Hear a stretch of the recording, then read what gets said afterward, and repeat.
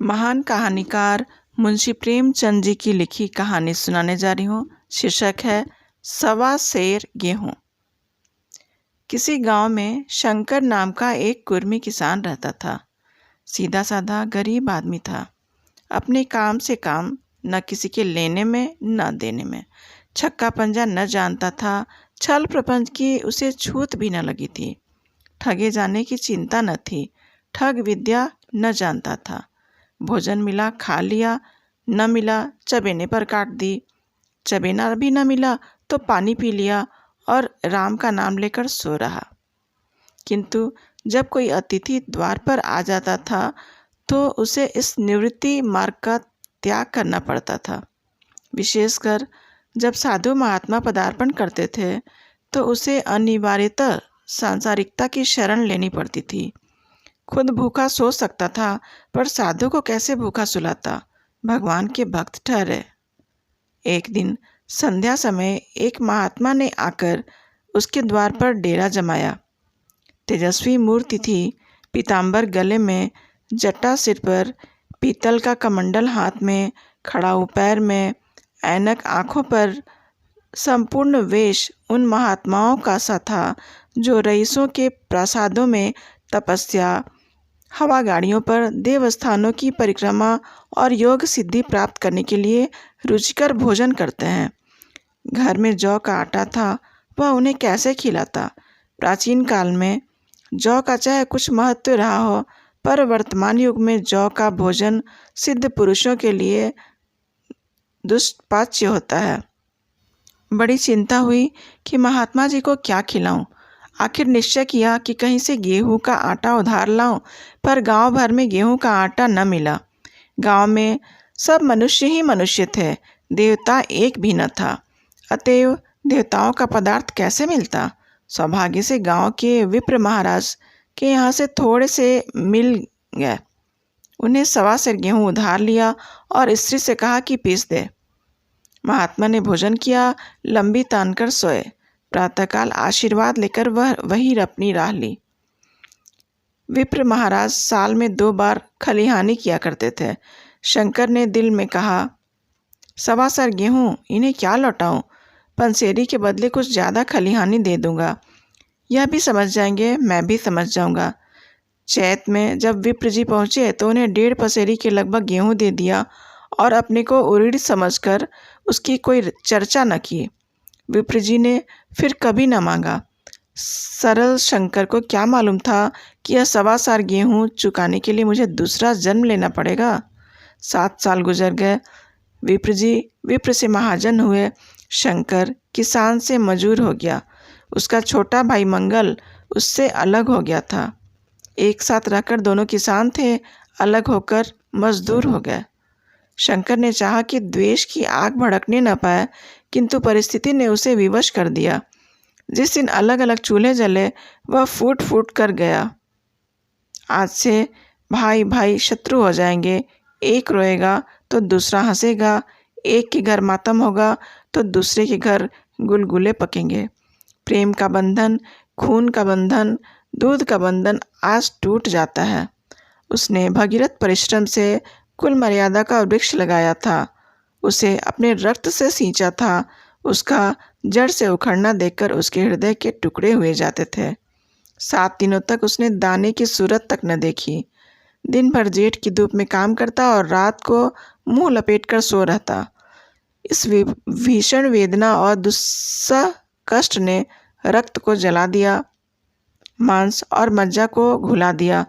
बीमार पड़ा तो महीनों खाट से न उठा। अब गुजर बसर कैसे हो? 5 बीघे के श्राद्धे खेत रह गए। 1 बैल रह गया। खेती क्या खाक होती? अंत को यहाँ तक नौबत पहुँची कि खेती केवल मर्यादा रक्षा का साधन मात्र रह गई। जीविका का भार मजदूरी पर आ पड़ा। 7 वर्ष बीत गए।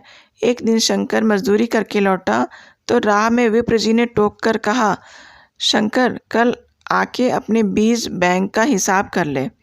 तेरे यहाँ 5.5 मन गेहूँ कब से बाकी पड़े हुए हैं और तू देने का नाम नहीं लेता। हजम करने का मन है क्या? शंकर ने चकित होकर कहा, मैंने तुमसे कब गेहूँ लिए थे जो 5.5 मन हो गए? तुम भूलते हो मेरे यहाँ किसी का न छटाक भर अनाज है न एक पैसा उधार। विप्र, इस नियत का तो यह फल भोग रहे हो कि खाने को नहीं जुड़ता। यह कहकर विप्र जी ने उस 1.25 सेर गेहूं का जिक्र किया जो आज के 7 वर्ष पहले शंकर को दिए थे। शंकर सुनकर अवाक रह गया। ईश्वर, मैंने इन्हें कितनी बार खलिहानी दी, इन्होंने मेरा कौन सा काम किया। जब पोथी पत्रा देखने, साहित्य सगुन विचारने द्वार पर आते थे, कुछ न कुछ दक्षिणा ले ही जाते थे। इतना स्वार्थ! 1.25 सेर अनाज को अंडे की भांति सेकर आज यह पिशाच खड़ा कर दिया जो मुझे निगल जाएगा। इतने दिनों में एक बार भी कह देते तो मैं गेहूं तौल कर दे देता। क्या इसी नियत से चुप सीधे बैठे रहे? सीधा महाराज नाम लेकर तो उसने अनाज नहीं दिया था, पर कई बार खलिहानी में सेर 2-2 सेर दिया है। अब नाप आज 5.5 मन मांगते हैं, मैं कहाँ से दूंगा? विप्र, लेखा जौ बख्शीश 100-100। तुमने जो कुछ दिया होगा उसका कोई हिसाब नहीं, चाहे एक जगह 4 पसेरी दे दो। तुम्हारे नाम बही में 5.5 मन लिखा हुआ है, जिससे चाहे हिसाब के लगवा लो। दे दो तो तुम्हारा नाम छेक दूं, नहीं तो और भी बढ़ता रहेगा। शंकर पांडे, क्यों एक गरीब को सताते हो? मेरे खाने का ठिकाना नहीं, इतना गेहूं किसके घर से लाऊंगा? विप्र, जिसके घर से चाहो लाओ, मैं छटाक भर भी न छोड़ेगा। यहाँ न दोगे, भगवान के घर तो दोगे। शंकर कांप उठा। हम पढ़े लिखे आदमी होते तो कह देते, अच्छी बात है, ईश्वर के घर ही देंगे। यहाँ की तौल यहाँ से कुछ बड़ी तो न होगी। कम से कम इसका कोई प्रमाण हमारे पास नहीं, पर उसकी क्या चिंता। किंतु शंकर इतना तार्किक व्यवहार चातुर न था। एक तो ऋण, वह भी ब्राह्मण का, बही में नाम रह गया तो सीधे नरक में जाऊंगा। इसी ख्याल से वह उसे रोमांच हो गया। बोला, महाराज तुम्हारा जितना होगा यही दूंगा, ईश्वर क्या क्यों जाने दूं। इस जन्म में तो ठोकर खा ही रहा हूँ, उस जन्म के लिए क्यों काटे वो। मगर यह कोई न्याय नहीं है। तुमने राई का पर्वत बना दिया। ब्राह्मण होके तुम्हें ऐसा नहीं करना चाहिए था। उसी घड़ी तगादा करके ले लिया होता तो आज मेरे सिर पर इतना बड़ा बोझ क्यों पड़ता। मैं तो दे दूंगा, लेकिन तुम्हें भगवान के यहाँ जवाब देना पड़ेगा। विप्र, वहाँ का डर तुम्हें होगा, मुझे क्यों होने लगा।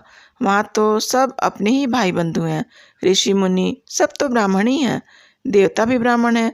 जो कुछ बने बिगड़ेगी संभाल लेंगे। तो कब देते हो? शंकर, मेरे पास रखा तो नहीं है, किसी से मांग चाच कर लाऊंगा तभी ना दूंगा। विप्र, मैं यह न मानूंगा। 7 साल हो गए, अब एक दिन का भी मुलाहिजा न करूंगा।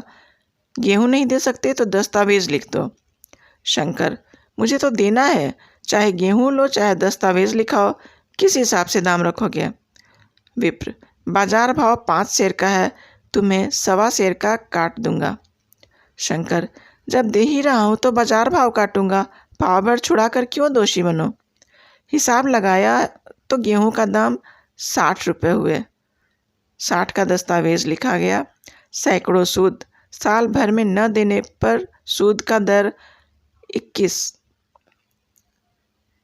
सैकड़े का स्टाम्प, दस्तावेज की तहरीर शंकर को ऊपर से देनी पड़ी। गांव भर ने विप्र जी की निंदा की, लेकिन मुंह पर नहीं। महाजन से सभी का काम पड़ता है, उसके मुंह कौन आए। शंकर ने साल भर तक कठिन तपस्या की। मियत के पहले रुपया अदा करने का उसने व्रत सा कर लिया। दोपहर को पहले भी चूल्हा न जलता था, चबीने पर बसर होती, अब वह भी बंद हुआ। केवल लड़के के लिए रात को रोटियां रख दी जाती, पैसे रोज तंबाकू पी जाता था। यही एक व्यसन था जिसका वह कभी त्याग न कर सकता था। अब वह व्यसन भी इस कठिन व्रत के भेंट हो गया। उसने चीलम पटक दी, हुक्का तोड़ दिया और तंबाकू की हांडी चूर चूर कर डाली। कपड़े पहले भी त्याग की चरम सीमा तक पहुंच चुके थे, अब वह प्रकृति की न्यूनतम रेखाओं में आबद्ध हो गए। शिशिर की अस्थि बेगक शीत को उसने आग ताप कर काट दिया। इस ध्रुव संकल्प का फल आशा से बढ़कर निकला। साल के अंत में उसके पास 60 रुपये जमा हो गए। उसने समझा, पंडित जी को इतने रुपए दे दूंगा और कहूँगा, महाराज बाकी रुपए भी जल्दी आपके सामने हाजिर करूँगा। 15 की तो और क्या बात है। क्या पंडित जी, इतना भी न मानोगे? उसने रुपए लिए और ले जाकर पंडित जी के चरण कमलों पर अर्पण कर दिए। पंडित जी ने विस्मित होकर पूछा, किसी से उधार लिए क्या? शंकर, नहीं महाराज, आपके आशीष से आपकी मजूरी अच्छी मिली। विप्र, लेकिन वह तो 60 ही है। शंकर, हाँ महाराज, इतने अभी ले लीजिए, बाकी मैं 2-3 महीने में दे दूंगा। मुझे उरीन कर दीजिए। विप्र, उरीन तो जब ही होगे जब मेरी कौड़ी कौड़ी चुका दोगे। जाकर मेरे 15 और लाओ। शंकर, महाराज इतनी दया करो, अब सांझ की रोटियों का भी ठिकाना नहीं है। गांव में हूँ, कभी दे ही दूंगा। विप्र, मैं ये रोग नहीं पालता, न बहुत बातें करना जानता हूँ। अगर मेरे पूरे रुपए न मिलेंगे तो आज से 3 सैकड़े का ब्याज लगेगा। अपने रुपए चाहे अपने घर में रखो, चाहे मेरे यहाँ छोड़ जाओ। शंकर, अच्छा, जितना लाया हूँ उतना रख लीजिए, मैं जाता हूँ, कहीं से 15 और लाने की फिक्र करता हूँ। शंकर ने सारा गांव छान मारा, मगर किसी ने रुपए न थे, बल्कि पंडित जी के शिकार को छोड़ने की किसी की हिम्मत न थी। क्रिया के पश्चात प्रतिक्रिया नैसर्गिक नियम है। शंकर साल भर तक तपस्या करने पर भी जब ऋण से मुक्त होने में सफल न हो सका तो उसका संयम निराशा के रूप में परिणत हो गया।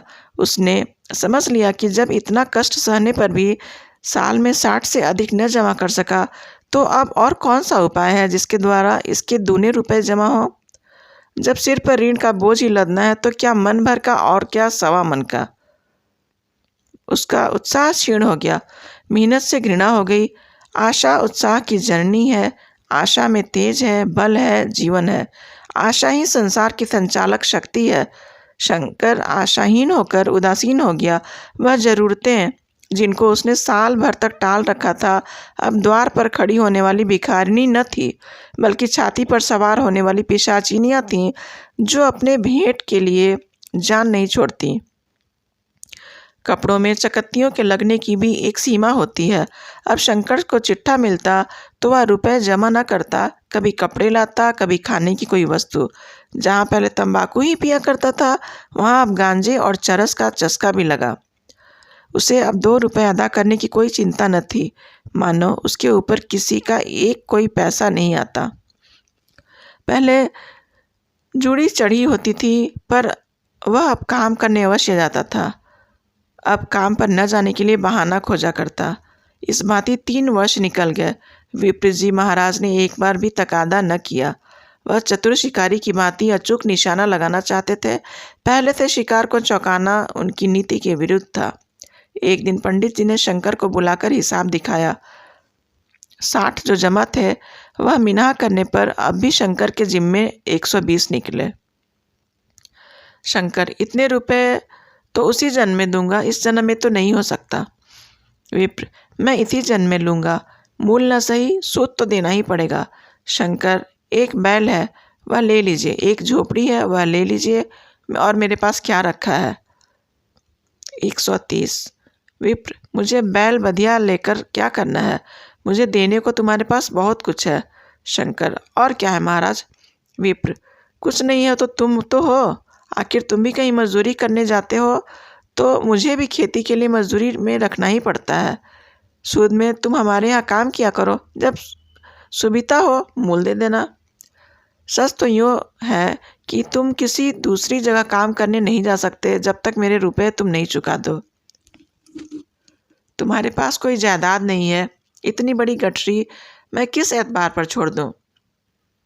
कौन इसका जिम्मा लेगा कि तुम मुझे महीने महीने सूद देते जाओगे, और कहीं कमाकर जब मुझे सूद भी नहीं दे सकते तो मूल की कौन कहे। शंकर, महाराज सूद में तो काम करूँगा और खाऊंगा क्या। विप्र, तुम्हारी घरवाली है, लड़के हैं, क्या वे हाथ पांव कटा के बैठेंगे।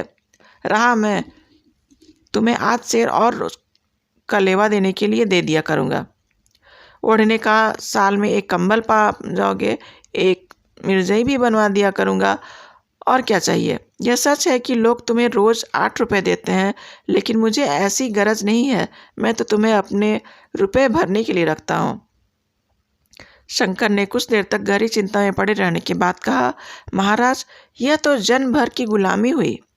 विप्र: गुलामी समझो या मजदूरी समझो, मैं अपने रुपए भराए बिना तुमको नहीं छोड़ूंगा। तुम भागोगे तो तुम्हारा लड़का भरेगा। हाँ, जब कोई न भरेगा तब की बात दूसरी है।